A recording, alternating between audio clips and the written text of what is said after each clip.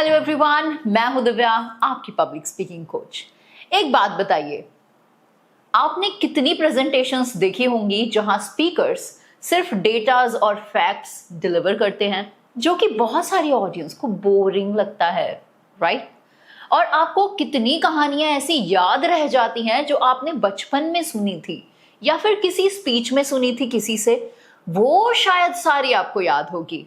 जब आप फैक्ट्स देते हैं ना, तो लोग उन्हें भूल जाते हैं, लेकिन जब आप स्टोरीज सुनाते हैं, कहानियां शेयर करते हैं इमोशंस के साथ, तो लोग आपसे जुड़ जाते हैं, आपसे कनेक्ट कर जाते हैं। इमोशंस हमेशा लॉजिक से ज्यादा पर्सुएसिव होते हैं, और यही तो है हर इंसान को जो याद रखना चाहिए। आज हम वही सीखेंगे 3 स्टेप फॉर्मूलाज में, जिससे आप अपनी किसी भी छोटी से छोटी बात को एक पावरफुल और लोगों को हिला देने वाली कहानी बना सकते हैं। चलिए शुरू करते हैं और जानते हैं उन 3 इजी स्टेप्स के बारे में। लेकिन उससे पहले यह समझना जरूरी है कि स्टोरीज आखिर काम क्यों करती है और कैसे कर जाती हैं। स्टोरी टेलिंग पब्लिक स्पीकिंग में वायरल पोटेंशियल क्यों लेकर आती है? इसके 3 रीजंस हैं: रिलेटेबिलिटी, रिटेंशन और इमोशन। अब रिलेटेबिलिटी क्या है? जब आप किसी इंसान के स्ट्रगल्स सुनते हैं या फिर अगर आप अपने स्ट्रगल्स सुना रहे होते हैं, तो ऑडियंस सोचती है, अरे ये तो मेरे साथ भी हुआ था, और वो तुरंत आपसे पर्सनल लेवल पर जुड़ जाते हैं। रिटेंशन कैसे काम करती है? हमारा दिमाग फैक्ट्स को फाइल की तरह सेव करता है, लेकिन कहानियों को, मतलब यादों और मेमोरीज को, हमेशा यादों की तरह ही देखता है। मतलब कोई भी कहानी हमारे लिए एक याद बन जाती है। आपकी बात इसीलिए लंबे समय तक टिकती है। जैसे कि मेरा एक बहुत फेवरेट गाना है यादें मूवी से, यादें याद आती हैं, बातें भूल जाती हैं। और यहीं पे आता है third reason, that is emotion. Story telling audience को हंसाती है, रुलाती है, उन्हें मोटिवेट करती है। जब आप इमोशंस जगाते हैं तो ऑडियंस आपके मैसेज पर एक्शंस लेने लगती है। लेकिन सिर्फ कहानी सुनाना काफी नहीं है, इसे सुनाने का एक स्ट्रक्चर होता है। मैं इसे कहती हूं 3S फॉर्मूला, जो हर फिल्मी कहानी और ग्रेट स्पीच में यूज किया जाता है। तो ये 3S फॉर्मूला है क्या? चलिए इसे समझते हैं।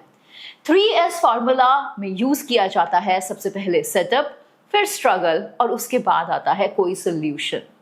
आपकी कहानी इन 3 स्टेप्स को फॉलो करनी चाहिए। जैसे कि सेटअप में क्या होता है? आप माहौल बनाते हैं। ये है आपकी कहानी की शुरुआत, बिगिनिंग इसी से होती है। यहां आप 3 चीजें करते हैं, जिसमें से सबसे पहली हीरो को इंट्रोड्यूस करना। आप कहानी के हीरो को एक परिचय देते हैं, और वो हीरो हमेशा आप ही होते हैं। दूसरा काम हम इसमें करते हैं किसी भी सीन को एस्टैब्लिश करना, जहां हम लोकेशन और टाइम बताते हैं। जैसे कि ये बात है 2018 की, जब मैं वडोदरा में पहली बार गई थी अपने किसी बिजनेस मीटिंग के लिए। तीसरा काम हम करते हैं किसी भी प्रॉब्लम को प्रेजेंट करना। यहां आप वो मुश्किल बताते हैं जिसके साथ हीरो या हीरोइन डील कर रही होती है। जैसे कि मेरी पहली वर्कशॉप में सिर्फ 3 लोग आए थे, और वो भी मेरे ही दोस्त। इन्हीं 3 एलिमेंट्स के साथ आपको की डिटेल्स भी ऐड करनी होती है। जैसे कि यहां पर आप डिटेल्स डाल सकते हैं, विजुअल डिटेल्स, कि मैंने उस दिन ब्लू कलर का सूट पहना था, रूम की लाइट बहुत डिम थी। मतलब ये है कि जितनी ज्यादा डिटेल्स आप ऐड करेंगे, उतना ही ज्यादा स्ट्रॉन्ग कनेक्शन आप एस्टैब्लिश कर पाएंगे। क्योंकि जब आप डिटेल्स बता रहे होते हैं, उसी टाइम पे ऑडियंस उसे इमेजिन करना शुरू कर देती है। जितनी डिटेल्स, उतना ज्यादा सेटअप स्ट्रॉन्ग होता है। सेकेंड स्टेप में हम स्ट्रगल्स बताते हैं, मतलब क्या क्या संघर्ष हमने झेले हैं। और ये सेकेंड स्टेप ही आपकी कहानी का हर्ट होता है। ऑडियंस को फील करवाना है कि मुश्किल कितनी बड़ी थी। अगर स्ट्रगल छोटा होगा तो विक्ट्री का मजा नहीं आएगा। इसमें आपको क्या बताना चाहिए? जैसे कि कॉन्फ्लिक्ट, बताइए कि आपने क्या कोशिश की, कितने अटेम्प्ट्स किए और वो कितनी बार फेल हुए। जैसे कि मैंने 100 लोगों को कॉल किया था, 50 ईमेल्स भी भेजे थे, लेकिन हर बार लोगों ने मुझे रिजेक्ट कर दिया। दूसरी चीज हम कर सकते हैं इमोशनल लोवेंस दिखाना, कि मैं इमोशनली कितनी टूट गई थी या टूट गया था। यहां आप वल्नरेबिलिटी दिखाते हैं एक हीरो की। आपकी भावना मतलब आपके जो इमोशंस हैं वो हमें यहाँ पोर्ट्रेट करने होते हैं। जैसे उस रात मैं किचन में अकेली बैठी थी और मैंने सोचा कि क्या मुझे सब कुछ छोड़ देना चाहिए, क्या ये मेरे बस की बात नहीं है। Emotional vulnerability. तीसरी चीज जो आप बता सकते हैं, in the mid means in the hurt of your story, that is the turning point. वो छोटा सा मोमेंट जब आपने एक स्ट्रैटेजी बनाई या फिर आपने अपने एक्शंस को चेंज किया। जैसे कि फिर मुझे मेरे एक कोच मिले और उन्होंने मुझे एक लाइन बोली जिसने सच में मेरी सोच बदल दी। कुछ की डिटेल्स का यहाँ पर आपको ध्यान रखना पड़ता है, जैसे कि इमोशंस डालना। अपनी आवाज को थोड़ा सा लो कीजिए, धीरे कीजिए जब आप अपने डाउट्स में थे, जब आप अपने स्ट्रगल्स के बारे में उन्हें बता रहे हैं। और अपनी आवाज को थोड़ा सा तेज कीजिए, जोर से बोलने की कोशिश कीजिए जब आपको अपनी प्रॉब्लम को रिजॉल्व करने के लिए एक स्ट्रैटेजी मिल गई, जब आपने कोई नया स्टेप लिया। अब वो थर्ड स्टेप जो आपकी स्टोरी की एंडिंग होती है, दैट इज द सोल्यूशन और अ लेसन, कि आपको यहां से क्या शिक्षा मिली। ये होता है कहानी का क्लाइमेक्स और सबसे इंपॉर्टेंट पार्ट भी। यहां आप बताते हैं रिजल्ट्स के बारे में, कि आपने कैसे उस मुश्किल को सॉल्व किया। जैसे कि उसके बाद मैंने अपने नर्व्स को कंट्रोल किया और जब मैं अगले अपने वेबिनार में गई तो वहां 500 लोग थे। एक शिक्षा भी आपको अपनी स्टोरी से हमेशा अपनी ऑडियंस को देनी चाहिए, मतलब एक यूनिवर्सल लेसन होना चाहिए।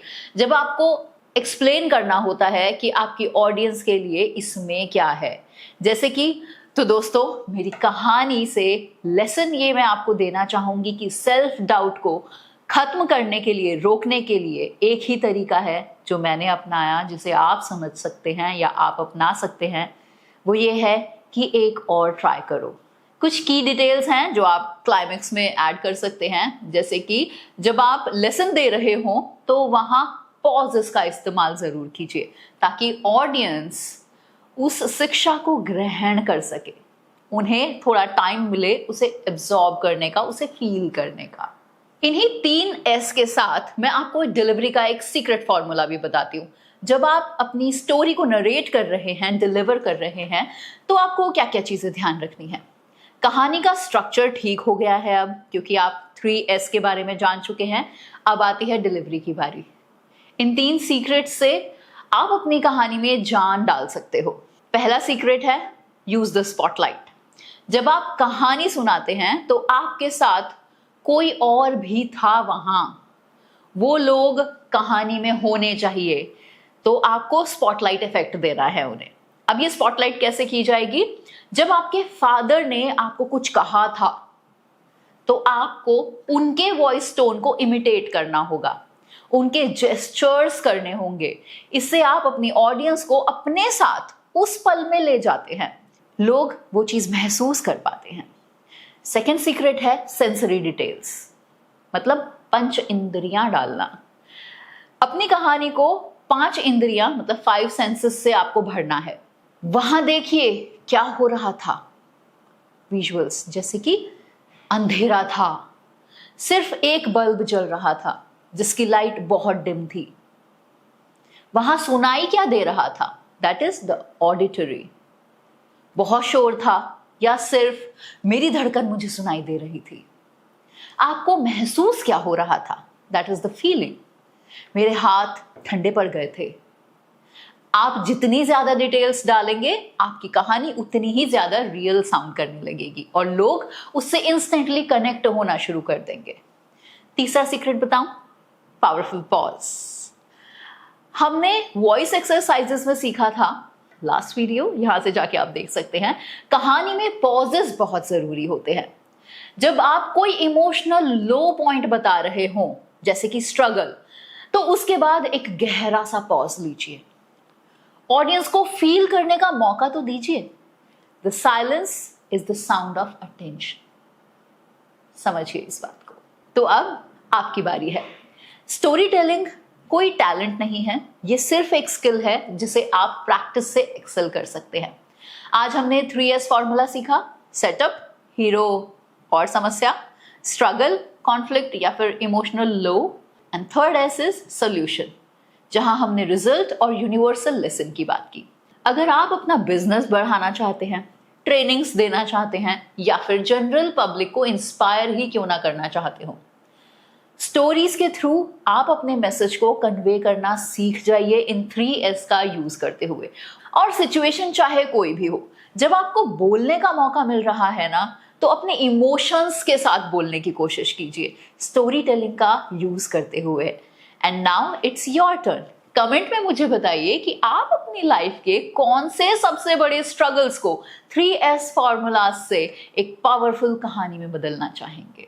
याद रखिए, कहानियां हमारे आसपास ही होती हैं, सिर्फ आपको एक नजर चाहिए और इस फॉर्मूला की हेल्प चाहिए ताकि आप किसी भी कहानी को एक रूप दे सके।